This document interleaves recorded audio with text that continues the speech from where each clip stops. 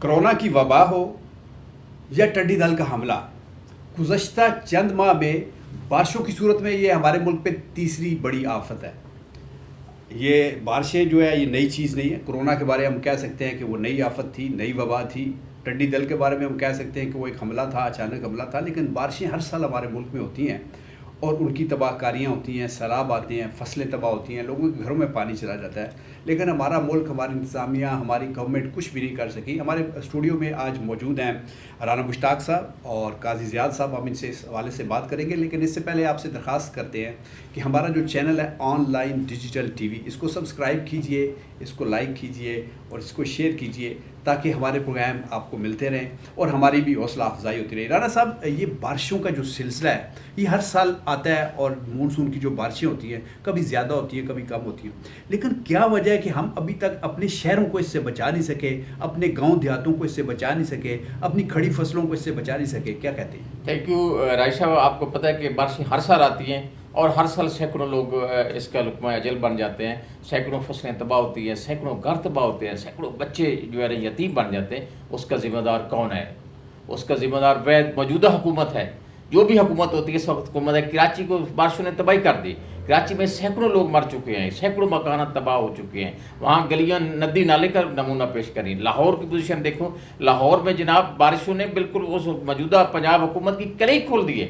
آج اسلام آباد کے دیکھو کہ اسلام آباد میں کتنی بارش ہوئی ہے، لیکن اس حکومت نے کوئی جو ہے بارشوں سے پہلے کوئی اس کا انتظام نہیں کیا۔ این ڈی ایم جو ہے اور جو دوسرے ادارے ہیں انہوں نے بالکل اس قسم کی کوئی پلاننگ ہی نہیں کی۔ ہمارے ملک میں عدم پلاننگ کی وجہ سے یہ تباہی آتی ہے اور ہر سال آتی ہے، اور آج تک ہم خاموش سے سنتے رہتے ہیں کہ جناب یہ بارش آ رہی ہے، لیکن بارش کا جو نتیجہ ہے اس پہ ہم کبھی کوئی جو ہے نا سیریس۔ قاضی صاحب، حکومت اس کی ذمہ دار ہے؟ کیا رانا صاحب کی یہ بات درست مان لی جائے کہ حکومت اس کی ذمہ دار ہے؟ راجہ صاحب، موجودہ حکومت نے بڑے اقدامات کیے۔ 2 سال سے گرین پاکستان اور کے پی کے میں انہوں نے درخت لگا لیے۔ راوی پہ ابھی موجودہ آپ کو نہیں، وہ مطلب اس کا جواب یہ تو نہیں ہو سکتا سر، میں بتا رہا ہوں دیکھیں نا، موجودہ حکومت کی پلاننگ بتا رہا ہوں۔ کلائمیٹ چینج آپ کے 10 سال ڈیڈ ایک منسٹری رہی، حالانکہ پوری دنیا میں کلائمیٹ چینج پہ اربوں روپے رکھے گئے۔ موجودہ حکومت نے اس میں بہت اچھا کام کیا۔ میں آپ کے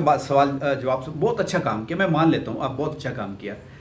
گلیوں میں پانی آ جاتا ہے، گھروں میں پانی گھس جاتا ہے، بچے ڈوب جاتے ہیں، بجلی کی تاریں پانی میں گر جاتی ہیں، کرنٹ لگنے سے مر جاتے ہیں لوگ۔ اس کا ذمہ دار اس میں اب آپ بتائیں نا، اس میں درخت لگانا نہ لگانا اس کی کیا ذمہ داری؟ اس کی ذمہ داری موجودہ حکومت کی نہیں ہے، یہ ذمہ داری آپ پچھلی گورنمنٹ پہ ڈالیں۔ سر جی 2 سال ہو گئے نا سر، 2 سال میں لاہور میں آپ کے پارکس کے نیچے انہوں نے سسٹم پنجاب میں کر دیا، جو سب سے بڑا شہر ہے آپ کا لاہور، اس کے نظام کو بہتر کیا۔ اب اگر آپ سندھ کی بات کر رہے ہیں تو پھر سندھ میں تو 18ویں ترمیم کے بعد وفاق کا تو اختیار ہی نہیں ہے نا۔ اب انہوں نے انتظام نہیں کیا، پھر بھی این ڈی ایم اے کو ادھر بھیج دیا فیڈرل گورنمنٹ نے، اور ادھر اقدامات اٹھائے۔ یہ ساری چیزیں آپ کے سامنے ہیں راجہ صاحب، بہترین کام کر رہے ہیں، میٹنگز کر رہے ہیں سی ایم کے ساتھ۔ وفاق کے بس میں تو جو کچھ ہے وہ تو سندھ میں کر رہا ہے، پنجاب میں لوگ دیکھ رہے ہیں۔ لاہور میں وہ والی حالت اب نہیں رہی جب پنجاب کا سی ایم بوٹ پہن کے پانی میں پھرتا رہا اور انتظام نہیں کیا۔ موجودہ حکومت نے اس میں بہترین کر دی۔ اوکے رانا صاحب، کراچی وفاق کی ذمہ داری نہیں ہے۔ اب دیکھیں کہ پی ٹی آئی کے وہاں سے بہت سارے ایم این اے جیتے ہیں اور انہوں نے لوگوں سے وعدے بھی کیے ہیں۔ اب اگر ہم آ کے یہ بانا کرتے ہیں کہ سندھ کی یہ ذمہ داری ہے، سندھ حکومت کی ذمہ داری ہے، تو کیا سمجھتے ہیں کہ درست بات اس کو مانتے ہیں؟ راج صاحب، جو بھی حکومت ہوتی ہے، چاہے وہ فیڈرل گورنمنٹ ہے چاہے وہ صوبائی حکومت ہے، حکومتیں ذمہ دار ہوتی ہے عوام کو تحفظ دینے کے۔ ہر نیشنل کلیمٹی کے خلاف پروٹیکشن دینا گورنمنٹ کی ذمہ داری۔ اگر یہ ذمہ دار نہیں ہے فیڈرل گورنمنٹ، تو فیڈرل گورنمنٹ نے این ڈی ایم اے کو اربوں روپے ڈالر کے جو فنڈز دیے وہ کس لیے دیے؟ این ڈی ایم کیا صرف اسلام آباد کے لیے؟ این ڈی ایم کیا صرف جو ہے وہ اسلام آباد کے پارلیمنٹ کو اس نے محفوظ کرنا؟ این ڈی ایم ایک قومی ادارہ ہے جس کا کام ہے پورے ملک کے اندر موسمی حالات جو ہوتے ہیں اور جو قدرتی جو ہے تخیلات آتے ہیں، جو قدرتی طوفان آتے ہیں، ان کو مینجمنٹ کرنا۔ اور یہ بارشیں جو ہوتے ہیں نا 6 مہینے پہلے اس کی فورسیز کی جاتی ہے کہ اس سال اتنی بارشیں ہو رہی ہیں، اس کا انتظام کرو، اور یہ فیڈرل گورنمنٹ کا ادارہ ہے۔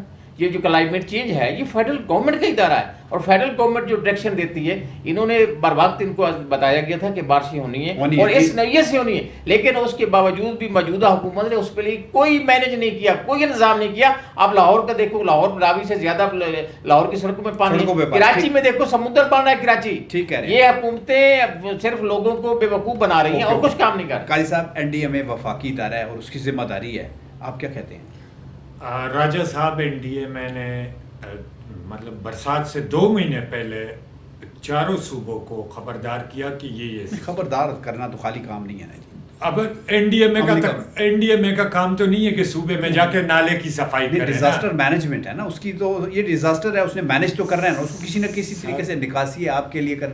دیکھیں اب وہ ہم یہ تھوڑی دیر کے لیے یہ مان لیتے ہیں کہ سندھ حکومت نالائق ہے, لیکن کیا سندھ پہ رحم و کرم پہ چھوڑ دینا چاہیے کراچی کے لوگوں کو جہاں سے پورے ملک کو روٹی مل رہی ہے؟ راجہ صاحب, سندھ حکومت کا کام ہے کہ اپنے نالوں کو پہلے سے 2-3 مہینے پہلے صفائی کرے. نکاسی کا انتظام تو این ڈی ایم اے کا کام نہیں ہے نا. صحیح.